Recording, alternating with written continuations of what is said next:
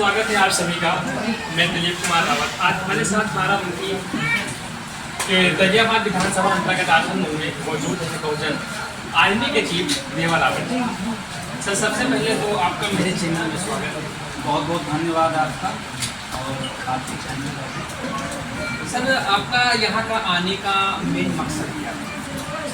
देखिए, यहाँ आने का ही नहीं, पूरे भारत में घूमने का मकसद खाली यही है कि जैसा कि अभी हमने प्रोग्राम में मैं अपनी स्पीच में बताया कि जो बहुजन समाज है, इसको कहीं ना कहीं 1947 में जब आज़ादी मिली और 1947 के बाद 1980 में जब भारतीय संविधान लागू किया, उसके बाद भी तमाम तरीके के शोषण, अन्याय, अत्याचार, गैर बराबरी, आज भारतीय संविधान होने के बाद भी हमारे समाज की महिलाओं के साथ, हमारे समाज की बहनों के साथ, हमारे समाज के युवाओं के साथ, हमारे समाज के बुजुर्गों के साथ, माताओं के साथ जो अन्याय अत्याचार लगातार बढ़ रहा है, उसको ख़त्म करने के लिए हम लोग पूरे भारत में घूमते हैं। और जो बहुजन आर्मी संगठन है, भारत के 11 राज्यों।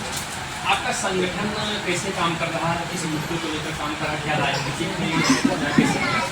देखिए, मेरा संगठन जो है वो नॉन पॉलिटिकल होता है, किसी भी पॉलिटिकल पार्टी से इसका कोई दूर तक मतलब नहीं है।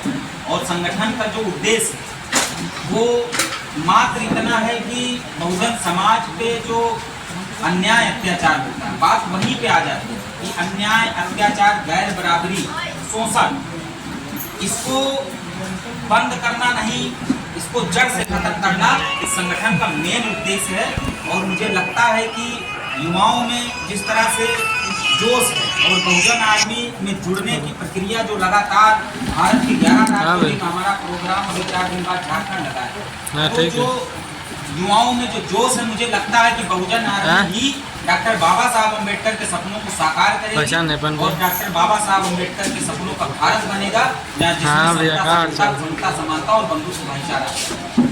इधर हम घाघरा किनारे जब दलितों पर जो अत्याचार होता है, आप एक दलित घाघरा के पास में समुदाय चाहते हैं, जब दलितों पर अत्याचार होता है तो अक्सर देखा जाता है कि जो सत्ता में हो चाहे सत्ता में ना हो, दलित समाज का नेता है, जब दलितों का शोषण होता है तो वही नेता दलितों के हित में बहुत सारी बातें करते हैं, लेकिन जब उनका शोषण होता है तो उनकी मदद ना करते हैं।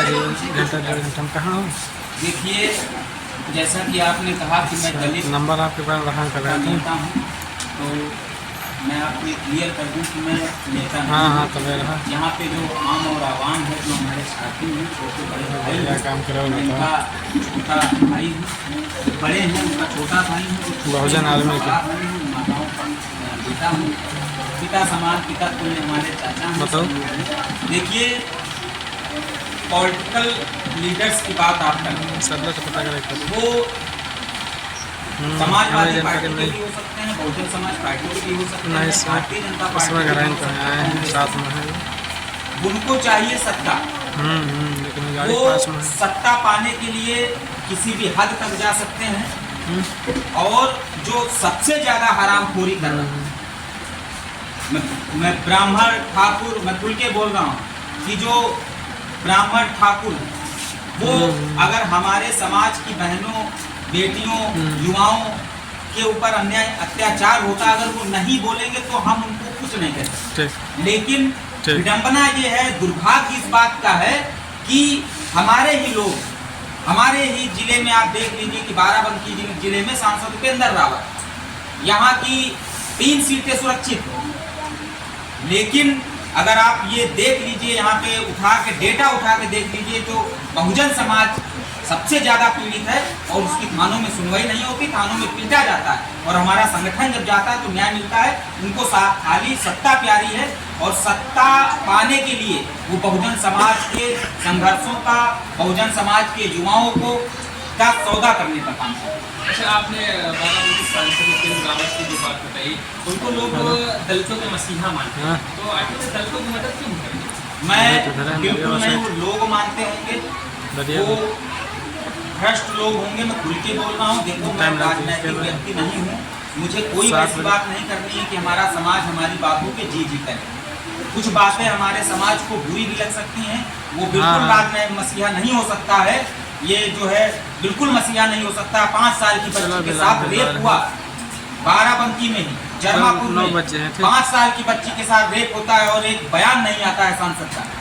5 साल की बच्ची के एक बयान नहीं आता है गौरव रावत का, एक बयान नहीं आता है प्रियंका सिंह रावत का, किसी भी पॉलिटिकल नेता का एक बयान नहीं आता है। हरदोई यही रायबरेली की घटना देख लीजिए, हम लोग गए, पूरा संगठन हम लोग गए, हमारे साथ देशराज पासी जी थे, मोतीपाल थे, ज्ञानू छोटा भाई ज्ञानू रावत था, शिवाजी रावत था, तमाम साथी थे जो वहाँ पे गए और वहाँ पे समण लोगों ने हमारी बहन बेटियों को मारने का काम किया, उनके सर पे कुल्हाड़ी मारने का काम किया, यहाँ तक कि भैंसों की सींगों को काटने का काम किया।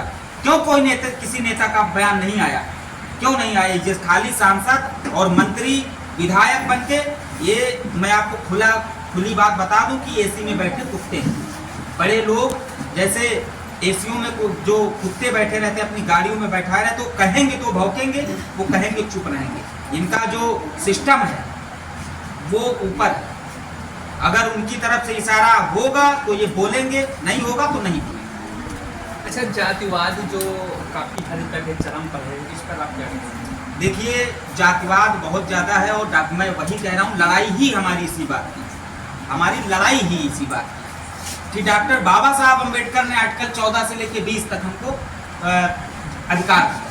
संविधान हमारे सामने है, इसमें आप पढ़ लीजिए, समता समानता बंधुत्व भाईचारा, आर्टिकल 14 से लेकर 20 तक हमको तमाम तरीके के अधिकार डॉक्टर बाबा साहब अम्बेडकर ने दिए।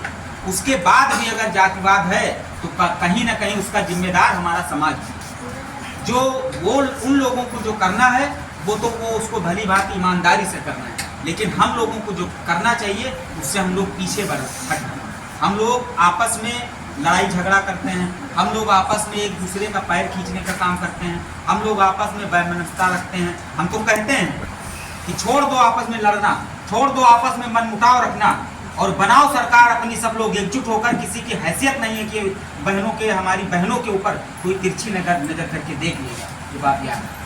सर, एक आखिरी सवाल आपसे ये है कि जो अम्बेडकर जी हैं, डॉक्टर भीमराव अम्बेडकर जी हैं, दलितों को जो अधिकार इन्होंने दिया, अगर दलित अगर बात की जाए तो दलित इनका नाम आखिर क्यों नहीं लेते हैं, पीछे क्यों हट जाते हैं? देखिए, कहीं ना कहीं ये भ्रम फैलाया गया है कि डॉक्टर बाबा साहब अम्बेडकर जो तथाकथित ऊंचे लोग हैं, वो ये भ्रम फैला के रखे हैं कि डॉक्टर बाबा साहब नीच थे। तो मैं ये कहना चाहता हूँ आपके चैनल के माध्यम से, और ये स्पष्ट रूप से कहना चाहता हूँ कि नीच थे, अधम थे, अज्ञानी थे, ये उनका कहना है। जो तथाकथित उच्च अपने आप को साबित करने में लगे रहते हैं, उच्च जो लगे रहते हैं, मैं ये कहता हूँ कि डॉक्टर बाबा साहब अम्बेडकर को अगर हमारा दलित समाज नाम लेने से कतराएगा, हमारा दलित समाज, बहुजन समाज अगर उनका नाम नहीं लेगा तो उसका इलाज इस दुनिया में कोई कुछ कर नहीं सकता। ये बात आप जान लीजिए। डॉक्टर बाबा साहब, और मैं ये बात और आपके चैनल के माध्यम से कहना चाहता हूँ कि आज डॉक्टर बाबा साहब अम्बेडकर के पास 32 डिग्रियाँ और 7 भाषाओं का ज्ञान, 9 भाषाओं का ज्ञान, लेकिन आज जो है उनकी मूर्तियों को तोड़ा जाता है। लगातार उनकी मूर्तियों को, चाहे झारखंड ले लो, महाराष्ट्र ले लो, हरियाणा ले लो, गुजरात ले लो, कर्नाटका ले लो, तमाम तरीके, तमाम राज्यों में उनकी मूर्तियों को तोड़ा जाता है। और अगर यही डॉक्टर बाबा साहब अम्बेडकर को ठाकुर और ब्राह्मण होते तो विश्व का सबसे बड़ा मंदिर डॉक्टर बाबा साहब भीमराव अम्बेडकर को लोग बना के तैयार कर सकते। ये दुर्भाग्य है, जैसा जो आपने अभी क्वेश्चन किया है कि अपने ही समाज जो है डॉक्टर बाबा साहब अम्बेडकर का नाम नहीं लेना चाहता है, तो ये दुर्भाग्य है। और जब तक वो डॉक्टर बाबा साहब अम्बेडकर को पढ़ेगा नहीं, जब तक वो कर्पूरी ठाकुर जी को नहीं पढ़ेगा, रामस्वरूप वर्मा जी को नहीं पढ़ेगा, तब तक उसका कल्याण होने वाला नहीं हो पाता। ये हमारे साथ बात करने के लिए मौजूद थे अध्यक्ष देव रावत जी, जो इन्होंने हमारे हर शब्दों का बहुत ही गहनता से जवाब दिया।